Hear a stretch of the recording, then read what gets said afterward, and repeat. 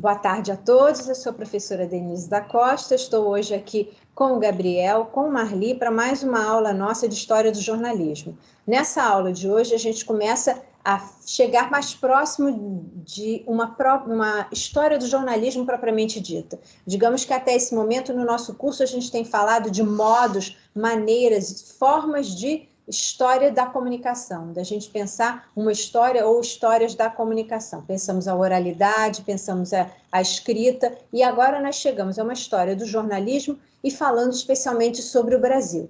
Então, na aula de hoje, nós vamos trabalhar com o texto Memória, História e Poder, a implantação dos meios de comunicação no Brasil. Esse texto nós vamos dividir em algumas aulas. Então, na aula de hoje, o Gabriel vai começar a falar sobre o jornal. Na nossa próxima aula, a Marli vai falar sobre rádio e na outra aula, o Gabriel retoma e fala sobre televisão, tá bom? Então, muito obrigada. Eu passo a palavra agora ao Gabriel.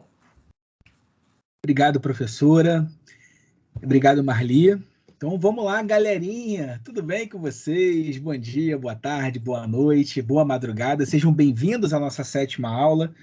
E, como a professora falou, hoje nós vamos falar desse texto aqui, que é Memória, História e Poder, a implementação dos meios de comunicação no Brasil, que é de uma autora excepcional, que vocês devem conhecer muito bem, que é uma tal de Denise da Costa Oliveira Siqueira, né, vulgo professora de vocês, e por isso que eu recomendo fortemente que vocês leiam esse texto, pelo amor de Deus, não vão dar esse mole de não ler o texto da professora, porque é um texto muito bom. A referência dele está aqui, como eu falei para vocês, vocês vão saber fazer uma referência bonitinha dessa, vocês vão aprender muito ainda sobre isso aqui. O texto está disponível nesse link aí. Lembrando que a gente disponibiliza o texto também lá no AVA, tá bom? Lá na plataforma do AVA tem o link da aula e tem o link do texto, né, já em PDF para vocês poderem baixar, tá bom? E o texto, como a professora falou, é um breve resumo sobre a implementação dos meios de comunicação no Brasil, do rádio, do jornal e da televisão, né? Então a gente desmembrou esse texto em 3 etapas. Eu e Marli, a gente vai falar para vocês assim, nas próximas aulas sobre cada uma delas. Hoje eu vou começar falando para vocês sobre o jornal, a implementação da imprensa no Brasil. Então a primeira coisa que vocês têm que saber é que a imprensa era uma atividade proibida no Brasil colônia, né? Isso só vai mudar com a chegada da família, né, da corte portuguesa, né, da corte de Dom João, em 1808, que é quando ele implementa oficialmente a imprensa. Mas não era, né, não é essa coisa, beleza, está liberada a imprensa. Não é assim que funciona.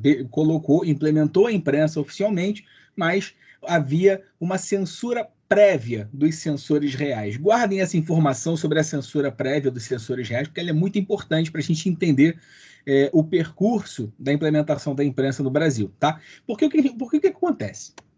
A imprensa, ela fala de quê? Né? Em tese, a imprensa existe para falar de fatos do cotidiano, para passar para a gente informações importantes, para passar dados de interesse público e etc. Só que, no século XIX, quase não tinha comércio, quase não tinha indústria, não tinha urbanização, não tinha meios de transporte, né, entre as cidades, e a maior parte da população era analfabeta. Então, por que cargas d'água fazer jornal, né? Então, essa era a grande discussão na época, e oficialmente, né, nós temos aí, com a chegada da corte de Dom João, a impressão régia, né, em setembro de 1808, que é o primeiro número da Gazeta do Rio de Janeiro, que é essa coisa bonita que vocês estão vendo aí.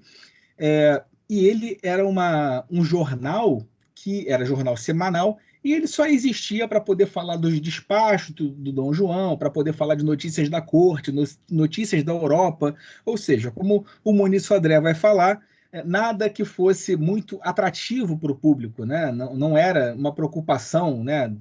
Não era nada que o público pudesse vir a se interessar, né? Então, não era nada que constituía atrativo para o público, nem era essa a preocupação dos que o faziam, né? Como os do que haviam criado, ou seja, não era interessante para o público, mas quem estava criando ele, que era a corte, né? Não estava nem aí, o problema é seu, a gente vai fazer nosso jornal e vai contar o que a gente quer, né? Então, isso fundamentou, né, a formação da imprensa brasileira, né? Então, beleza, a gente tem nosso jornal da corte, mas por que os outros eram proibidos? Por que havia uma censura prévia? Por que os censores reais proibiam, né, que houvesse publicações para além dessa da Gazeta? E quando havia uma publicação para além dessa da Gazeta, ela precisava ser censurada.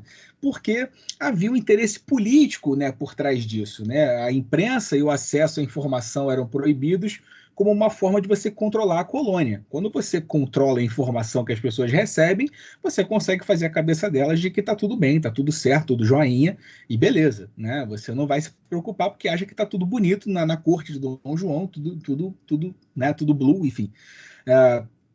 E aí o que acontece? Nesse processo começam a surgir jornais de oposição à corte, né, ao governo português, e jornais para poder apoiar o governo português. Não, isso parece familiar? Pois é, essa disputa de meios de comunicação ela acontece, como vocês podem ver, desde 1808. Né? Então, o Correio Brasiliense, que surge em junho de 1808, percebam, ele já surge antes mesmo da impressão régia.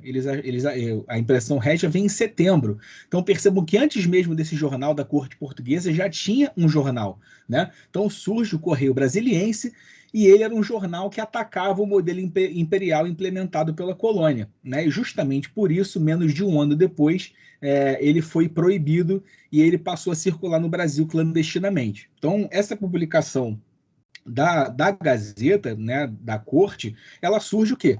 Para poder falar bem do governo. Né? Então, essa publicação do Correio Brasiliense meio que impulsionou o regime a editar diversos jornais, né, para poder se defender. Começou a soltar um monte de jornal, documento, folheto, para poder rebater as críticas que começaram a surgir.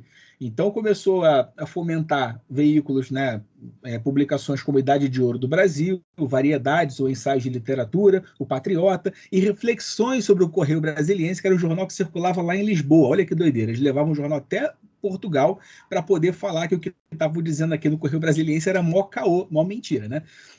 E aí que começa a Grande Guerra, porque junto com isso começam a surgir também publicações clandestinas de impressão artesanal, que eram o quê? Oposição aos jornais ligados ao governo português. Então começa a surgir o despotismo desmascarado, a verdade denodada, a Malagueta, né, que são publicações o quê? Que vão rebater essas que tinham surgido para defender o governo. Então olha que doideira, como é que são os meandros da imprensa brasileira e como isso acontece até hoje, né? Mas enfim, não estamos aqui para dar spoiler, tá certo? Isso está tudo lá no texto, vocês vão pegar o texto, vocês vão ler com calma e vocês vão ver que está tudo lá como eu estou falando para vocês.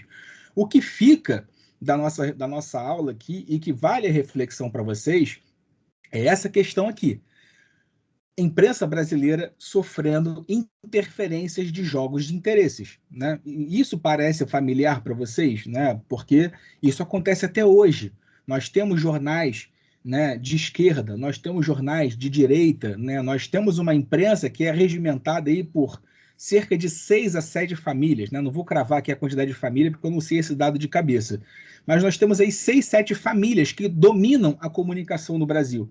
Né? Então, olha como a nossa imprensa é fundamentada em interesses muito particulares, né? E consequentemente, entra nesses jogos de interesses e sofre várias interferências. Né? Então, nós temos jornais de esquerda, temos jornais de direita, temos jornais que uma hora é de esquerda, outra hora é de direita, tem jornal que é ultraconservador, tem jornal que é liberal, e por aí vai. Mas é isso que fundamenta a nossa comunicação. Então, o que fica para vocês de grande lição desse texto, para além da implementação do jornal, do rádio e da televisão, é que os meios de comunicação brasileiros vêm sofrendo uma série de interferências por conta dos jogos de poder e dos jogos de interesses. E a gente vai ver na aula da Marli e na minha próxima aula também sobre rádio, sobre televisão e depois, posteriormente também, né, sobre as telenovelas e sobre, né, a regimentação das telenovelas, né, se apropriando de um discurso, né, num canal de televisão, enfim, tem muita discussão bacana para a gente poder fazer,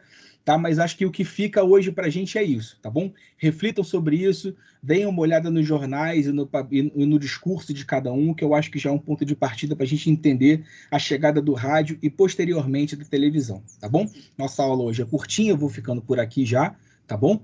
E a aula que vem a Marli vai falar com a gente sobre o rádio, tá certo? Então, gente, boa tarde para vocês e qualquer dúvida, tá bom? É só chamar que eu, Denise, né, professora Denise, professora Marli, estamos aqui para ajudar vocês, tá bom? Beijo